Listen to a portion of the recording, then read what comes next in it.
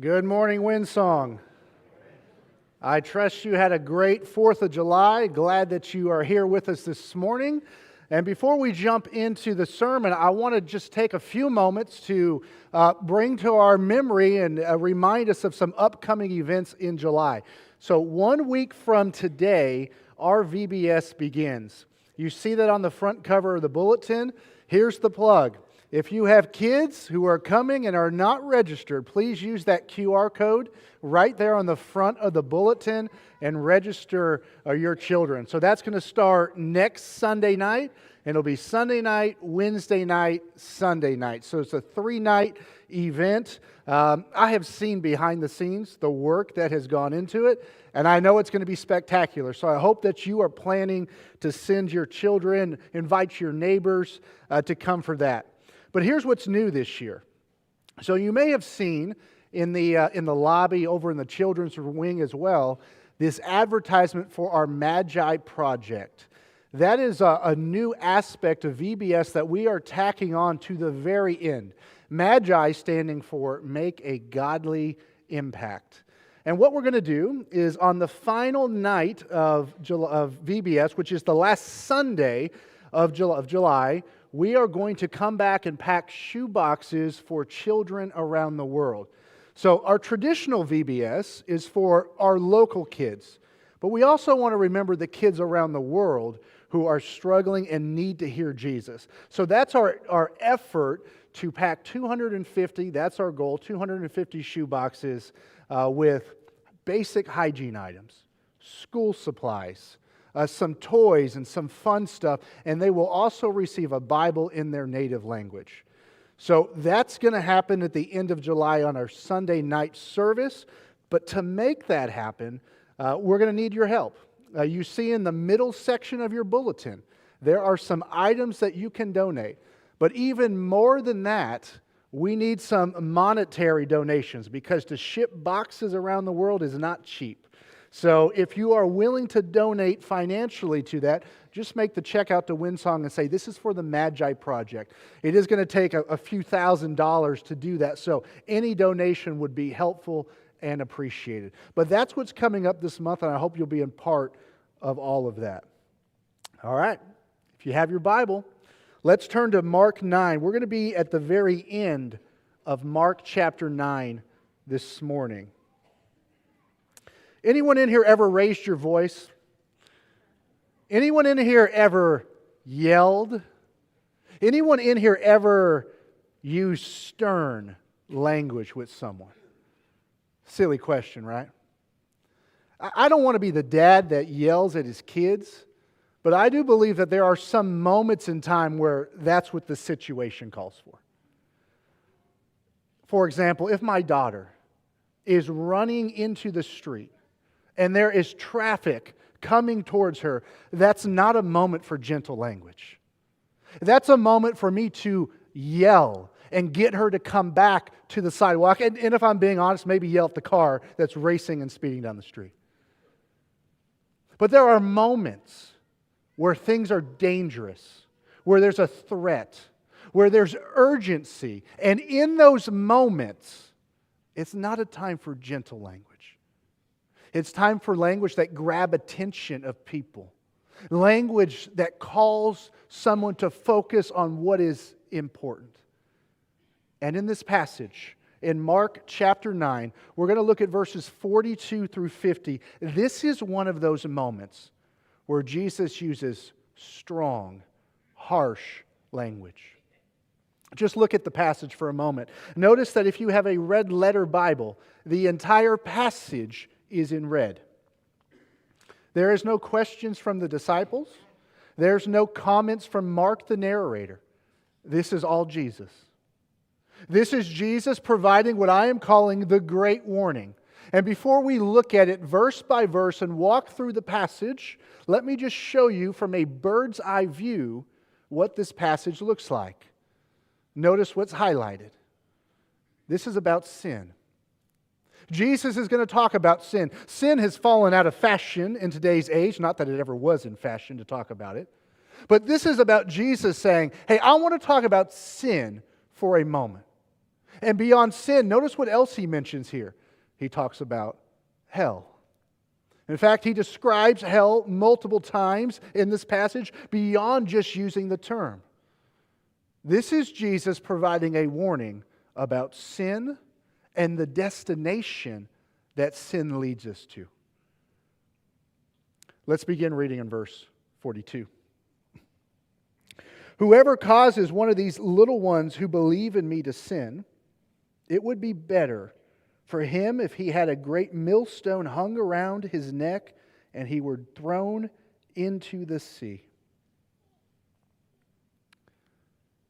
The worst thing that you could do to me is harm one of my children. And God is saying in this passage that one of the worst things that you could do to him is harm one of his children. This is a passage that uses very strong language. It paints the picture of someone who harms one of God's children. And he uses this imagery that is shocking. It's the imagery of this millstone, which I tried to represent on the screen. A millstone was a large stone pulled by a donkey, often in a circular route, to crush grain. It was hard for one person to move it. It was hard for one person to push it, which is why you would have oxen or donkeys do it. But notice the picture Jesus paints.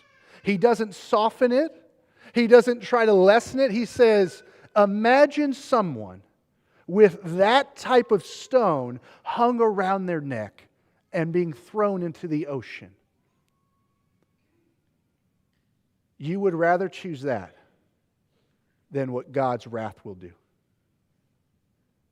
That's what's shocking about this passage. This passage is not saying that if you are someone that causes another person to stumble, that your fate is that. He is saying, compared to what your fate is, you would rather choose that. God is saying it is offensive and harmful to cause someone else to stumble. The application here is that we need to be careful that we are not the reason a little one falls into sin, which begs the question, who's a little one? Who is that? Who is Jesus talking about here? If you were to turn to Matthew chapter 18, Matthew's parallel passage here, you would see that the little ones are children. And certainly that fits the context. If you look here in Mark chapter 9, verse 37, Jesus just embraced children. And He says you need to receive these children. So yes, children are a part of that. But there's another story in between verse 37 and verse 42. And it's when John went up to that stranger. Remember, we talked about this last week. John goes up to the stranger and says, "Stop serving Jesus." And then Jesus says this. So what Mark is telling us is that a little one is someone who is literally a child, but also those who are little in the faith, such as a new convert, or someone who's spiritually immature still. You need to be careful that you don't cause them to stumble. And the reason Jesus brings it up now is because the apostles have just been guilty of doing it. That verse 38 through 41 story. The religious leaders have been guilty of doing it. So Jesus brings this up now because He's watching His followers fall into this type of sin. Here, harming the faith of another Christian is not just a bad idea, but according to Jesus, it's a catastrophically bad idea. We need to realize that our choices have consequences for ourselves, but our choices also have consequences for others. We understand this. Parents, the way you act impacts your children. Elders and ministry leaders impact the way a congregation lives and behaves and acts out faith. Teachers impact their students. You impact your friend group. And we as a church here at Windsong impact visitors when they walk in the door based upon how we behave, what we say, and what we do. This is Jesus' point. What you say and what you do impacts other people. We can either impact someone to greater love for Christ, or we can impact them to fall into sin. And Jesus says, be careful what you do. Be careful how you respond, what you say, and how you act, because people are impacted. I want to give you some examples on the screen. These are not examples that I made up, but these are examples that I have lived through. What I'm going to put on the screen is things over the last 20 years, starting from the time I was doing youth ministry to present day. These are conflicts I've had to work through, where someone, a new Christian, has come up to me struggling in their faith because someone did this to them or they witnessed something. And I just want it to jog our mind in memory that how we act and respond can hurt or help someone else. Here they are. A young Christian watching an older Christian live like a hypocrite.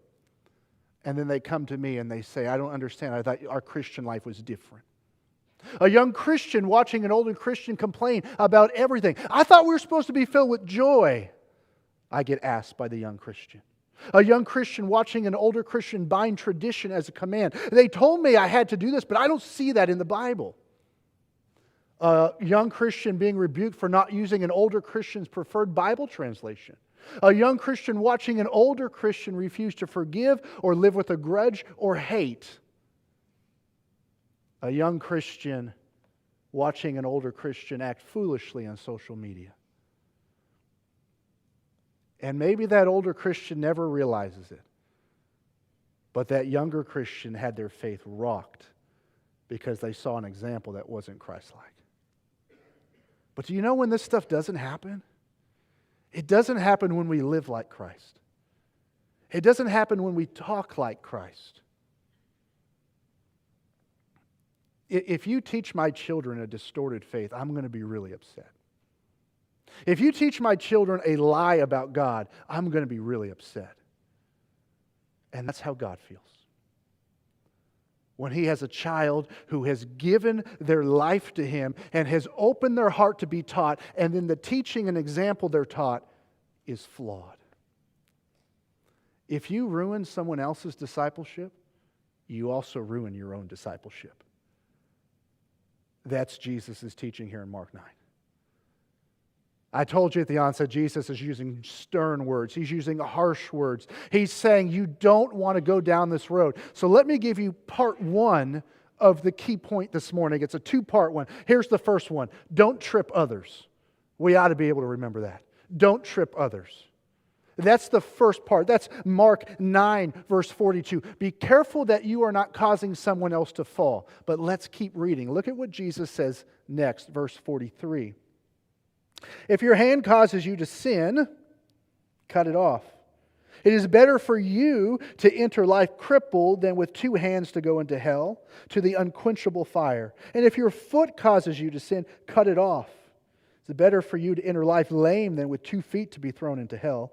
And if your eye causes you to sin, tear it out. It's better for you to enter the kingdom of God with one eye than with 2 eyes to be thrown into hell, where their worm does not die and the fire is not quenched. Here's part 2 of that key point. Don't trip others. Don't fall yourself. Jesus is saying we have to be careful that our actions don't cause our neighbor to stumble, but we also have to be careful because our very own actions can lead us down a road farther and farther from God.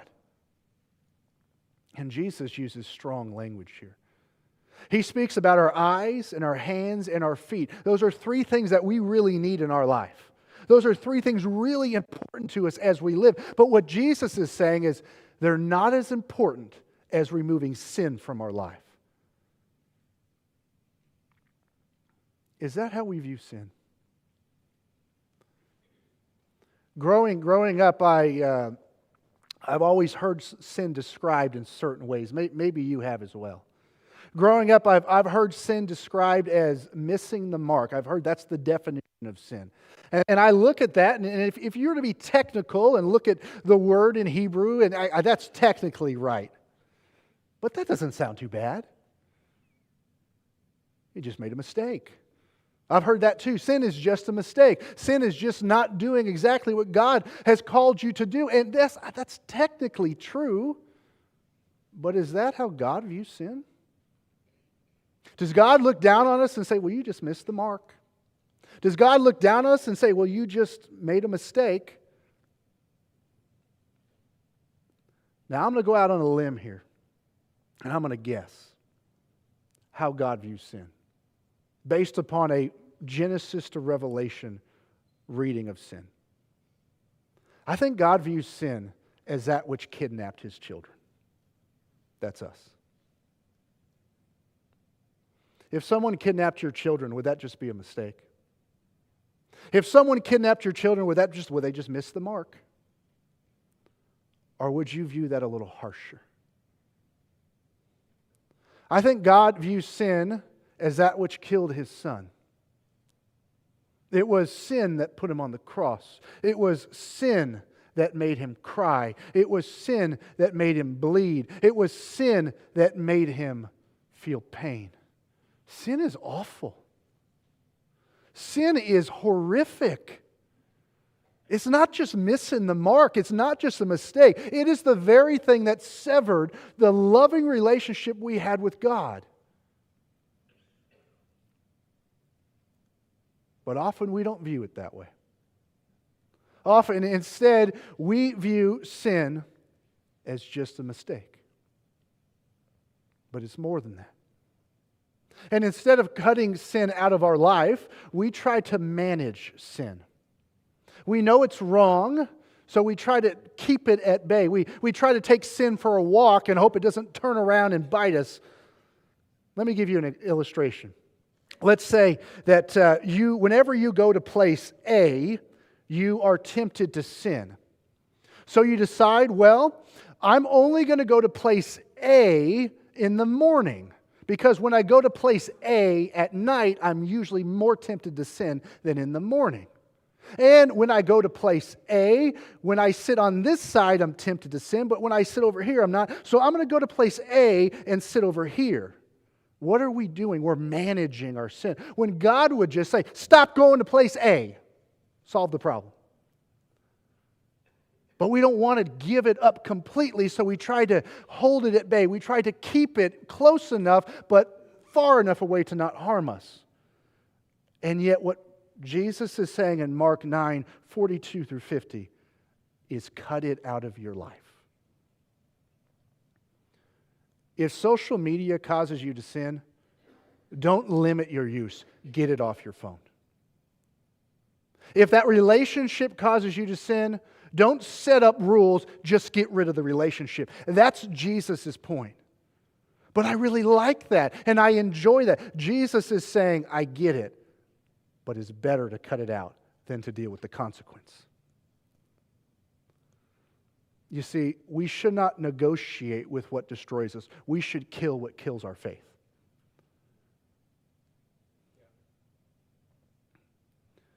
Going back to this passage, looking at it from a wide-angle lens, looking at it from a bird's eye, notice what he's talking about here.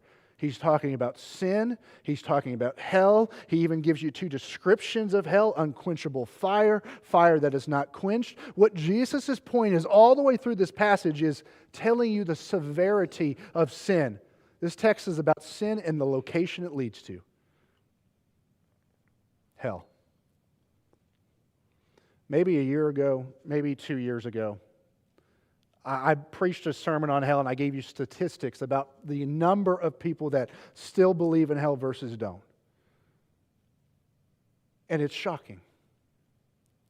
But Jesus lists it as assurance to the reality of where sin leads.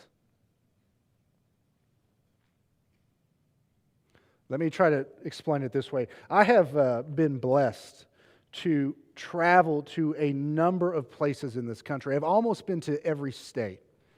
And I've been blessed by God to preach in a lot of different states, to share the gospel in a lot of different states. And I can imagine those. You know where I grew up.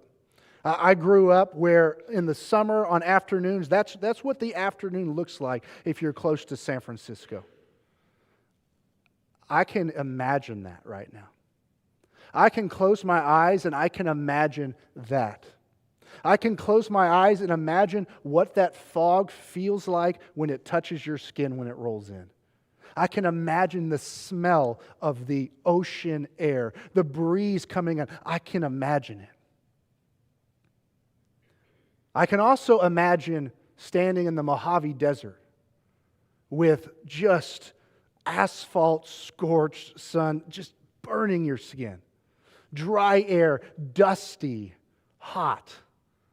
I've stood there. I can imagine that. I can also imagine this, though.